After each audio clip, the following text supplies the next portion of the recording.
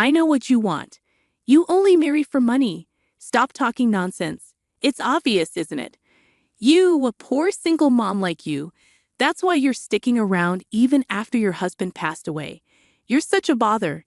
Every day, Emma, who's 35 years old like me, throws these mean comments at me.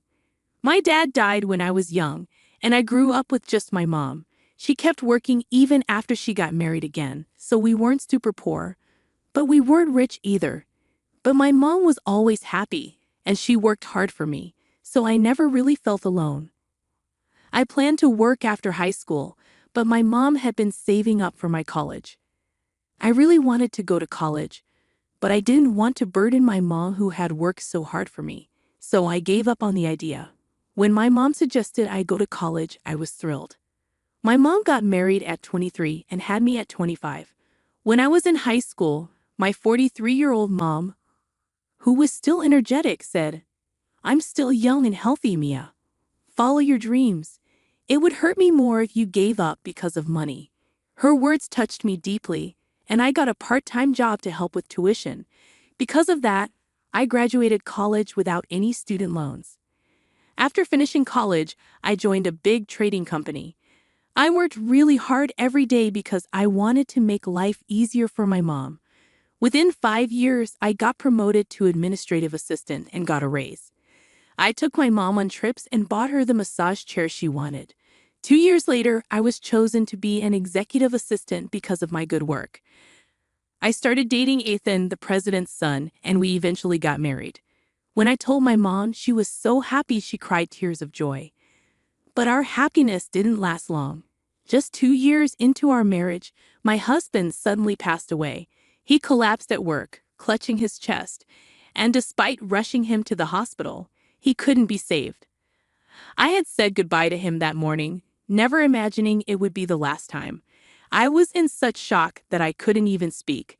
Losing a husband was unimaginable, and I couldn't help but think of Benjamin, the president who had lost his only son. He looked so alone and devastated, just like me. Even after getting married, I kept working as the executive assistant, spending a lot of time with the president, who was clearly heartbroken. But amidst the grief, one person didn't seem affected at all. Emma. Living together after my marriage, I quickly noticed her indifferent attitude. Emma wasn't actually related to my husband by blood. His real mom passed away when he was young, and his dad remarried when he started school. One day, Emma made a tasteless joke about inheriting everything if something happened to my husband. I was taken aback and reminded her of the inappropriate timing. Emma denied any ulterior motives, but her words left a bitter taste. It was evident she had her eyes on my husband's wealth, despite her protestations of love and loss. Emma seemed to believe I'd leave immediately after my husband's passing, but I stayed. Benjamin appeared strong at work, but I could see he was overexerting himself. I couldn't fathom handing over our home to someone like Emma. Plus, even though it had only been 2 years, our house held cherished memories of my husband. I wanted to linger in those memories for a while longer. Emotions aren't easily let go. The time I spent with him was precious. He once mentioned that Emma felt more like a roommate than a mother to him. She was frequently out, sometimes not returning until late when Benjamin was away on business. But my husband didn't want to burden Benjamin, who was already busy with work, so he kept his concerns to himself. Surprisingly, Emma acted very differently when Benjamin was around. It was like there were two sides to her personality. When Benjamin left for work, Emma would bid him farewell with a smile. "Take care of Ethan for me," Benjamin would say. Emma would respond warmly, assuring him that Ethan was precious to her too, and that she trusted Benjamin to take care of him. Once Benjamin was gone, Emma's demeanor changed. Her smile faded, and she would make plans to go out with friends or to the movies. When I questioned her plans, she would brush it off, reminding me not to trouble Benjamin unnecessarily, as he was working hard for us. "If you say anything, he'll worry and won't be able to focus on work. Just study quietly at home every day, all right?" Got it. That became our routine, but Benjamin didn't seem too bothered once he got used to it. In fact, he preferred not being the center of attention. As a child, he saw Emma as more of his dad's wife than his own mother. Benjamin always appreciated Emma's presence when he was young, allowing his dad to focus on work. The company Benjamin now managed was a legacy from his step-grandfather, and he showed a natural talent for running it. Under his leadership, the company flourished, managing 5 businesses with annual revenues in the hundreds of millions. With such responsibilities, Benjamin was always incredibly busy. My husband used to tell me that Benjamin hardly had time to relax at home as a child. Seeing him exhausted from work every day, my husband didn't want to add unnecessary stress. He never mentioned Emma because he felt content and didn't want to bother Benjamin. He was always so relaxed about things. He never seemed like the typical heir to a big company. Did that ever bother you? Nah, not really. As long as she was home, I was fine. It gave Dad peace of mind knowing she was there so he could focus on work. And we never went hungry. There were always snacks. I see. My husband shrugged it off with a laugh, never making a big deal out of it. I admired that about him. They weren't mean to me. They just didn't dote on me. Sure, Emma would throw some snide comments my way from time to time, but I brushed it off as typical mother-in-law banter. She was often out, attending events or hanging out with friends, so we didn't interact much. I wasn't bothered by her sarcasm. If my husband didn't mind, why should I? However, Emma's extravagant spending did bother me a bit given my thrifty nature. But since neither Benjamin nor my husband raised any concerns, I kept my thoughts to myself. After my husband passed away, seeing Emma enjoying shopping and luxury with a carefree attitude made me uneasy. Emma, please try to support Benjamin. Even though he acts fine, he's really lonely. I pleaded. Why should I listen to you? What's your motive? Are you trying to get into our family for inheritance? I've never even thought about that. Well, Ethan's gone, so why don't you leave too? I'm not leaving. Benjamin said I can stay as long as I need to. Emma gave me an irritated look but didn't say more. She probably felt relieved that she wouldn't have to worry about me inheriting Benjamin's wealth. 3 years after my husband's passing, Emma's irritation towards me grew. Her sarcastic remarks became more frequent and cutting. Whether at home or in the office, I was always by Benjamin's side. Emma seemed to believe I was trying to manipulate him into giving me his fortune. It was painful to be seen that way, and I started to question if staying in a house without my husband was right. I could see Benjamin's struggles at work every day. Maybe it would be better for me to go back to my single mom's house instead of enduring Emma's sarcasm. My mom was turning 60 this year, and it had been 3 years since my dad passed away. I began to contemplate my future. When Benjamin collapsed, he was lucky to survive, but it seemed likely he would need ongoing care even after leaving the hospital. At the company, things didn't immediately fall apart because Benjamin had trained his successors well. However, Emma's attitude changed noticeably. He got what he deserved. He's been so tight-fisted lately. What do you mean tight-fisted? Our credit card limit has been reduced, and our expenses have been cut. Is the company struggling? I don't think so, Emma. It turns out you missed your husband's 3rd anniversary ceremony last year because you were hungover from the previous night's wild outing, as revealed by the credit card bill. It appeared that Benjamin, who rarely intervened in Emma's spending, had finally taken notice. Missing their son's 3rd memorial was a breaking point for him.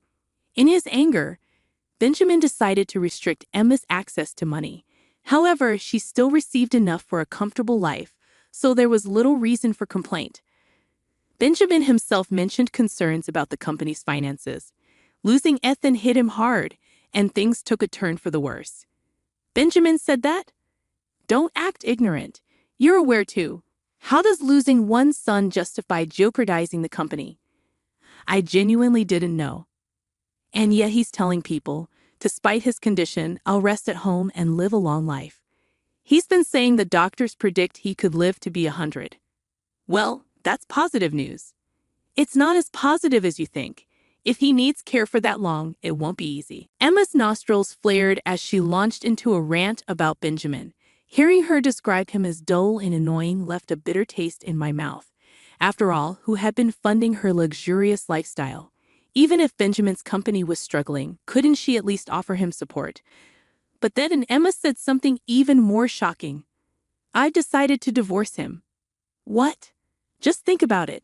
The company might be in trouble. What if we end up in debt? It's only sensible to settle the property and leave before we run out of money. Are you really planning to abandon Benjamin when he needs help? I can't handle taking care of a sick old man with no money left. I'm going to take what I can before his will disappears and then leave. Is that your plan? Emma's words, spoken as if she had come up with a brilliant idea, filled me with disgust.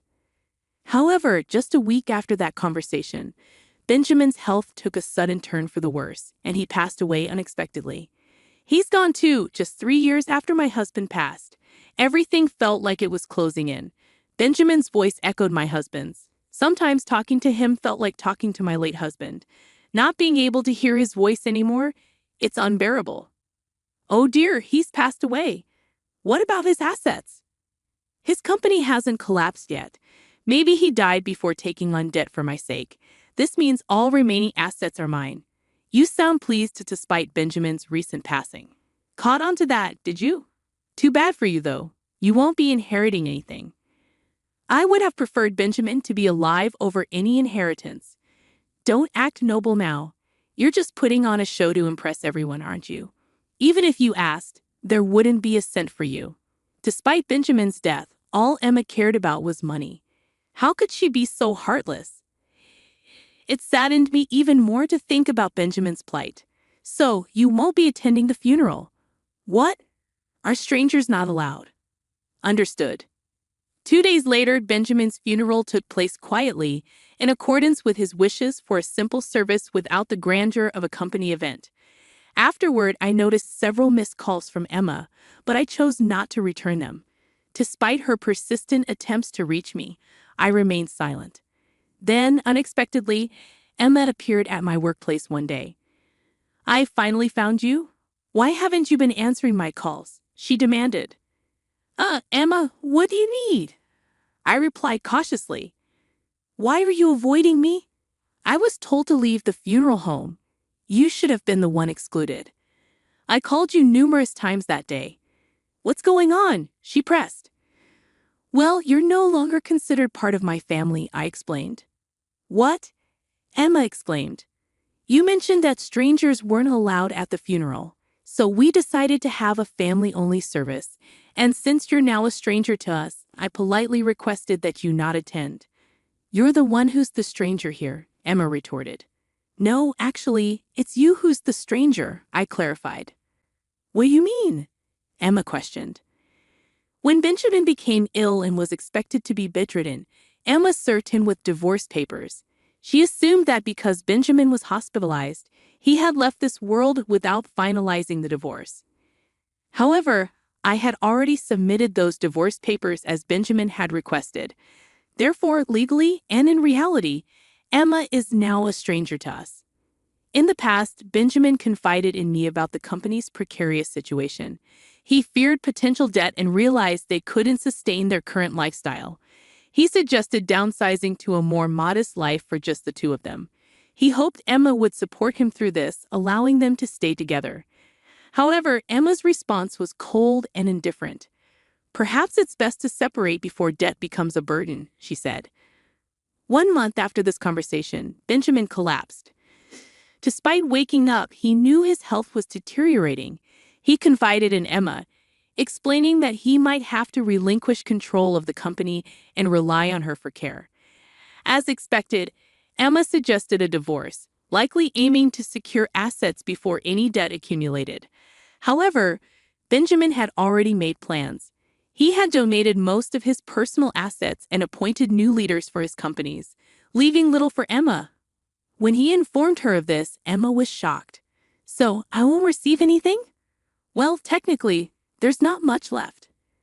"I did leave a few $100s in savings," Benjamin admitted. "A few $100s. That's hardly anything." Even though Benjamin had informed me of his plans beforehand, hearing it directly from him made me realize the extent of his thoroughness. It was evident that he was determined not to split any property with Emma. Perhaps it was Emma's behavior after her husband's passing that spurred Benjamin to take such decisive action. But what about the house? If I sell it, yes, well, please vacate the premises as soon as possible. I'm staying with Mom for now, but I intend to move back eventually. What are you saying? You're essentially a stranger. You have even fewer rights than I do. As I mentioned before, you're the stranger here, Emma, considering you're already divorced. Besides, the house was originally inherited by Benjamin from his grandfather, so it doesn't count for property division in a divorce. So why do you believe you have the right to reside there? Because when I married Benjamin, we legally adopted each other. What? So you're implying I have a claim to inherit Benjamin's property? It's hard to believe, isn't it? The idea of adoption had originated from Benjamin himself. At the time of our marriage, I hadn't given it much thought. In his eyes, I was becoming his daughter by marrying his son, so I agreed to the arrangement. However, I never disclosed this information after my husband's passing, fearing that Emma would misconstrue it as me being motivated by the family fortune. I have work to attend to. Could you please leave? I've instructed Emma that any communication should go through our lawyers. I've sought guidance from our company's legal advisors. I called security to escort Emma off the premises, making it clear she was not welcome back. Despite her resistance, she left quietly when I threatened to involve the police. She tried to contact me numerous times afterward, but I chose to ignore her completely. Her persistent attempts to claim our fortune only led to a flood of complaints to our lawyer. Our company was thriving, much to Emma's bewilderment. She argued that if it were bankrupt, there would be wealth to divide. However, the company had already been passed on to a successor before Benjamin's passing, rendering it no longer his possession. As a result, there was nothing left for Emma to stake a claim on. Regarding the family's real estate holdings, everything had been settled in the divorce prior to Benjamin's passing. Our lawyer patiently clarified to Emma that she had no claim to any of it. It was evident that Emma had been persistent in her pursuit, much to the lawyer's exasperation. Emma, under the mistaken belief that she was entitled to a portion of the will, had incurred substantial debt on her credit card. Now, she found herself burdened with the task of paying it off, working multiple part-time jobs from dawn till dusk. However, her financial struggles were not my concern. Emma was a decade younger than Benjamin, having married him at 25 and now being 55. With almost 30 years of marriage behind them, Emma was entitled to survivor benefits from the Social Security taxes Benjamin had paid even after their divorce. However, she would only become eligible for these benefits upon reaching 60, which was still 5 years away. Additionally, she needed to have filed for a division of the pension within 2 years of their divorce. I wasn't certain if Emma was aware of these requirements, nor did I feel any obligation to inform her. I harbored no sympathy or responsibility for Emma's welfare. Currently, I reside in the home I once shared with my mother, Benjamin, and my late husband. My days unfold calmly and serenely. There are moments when memories of my husband and Benjamin bring a smile to my face, mingled with tears. Yet, recalling their warm smiles inspires me to embrace each day with joy.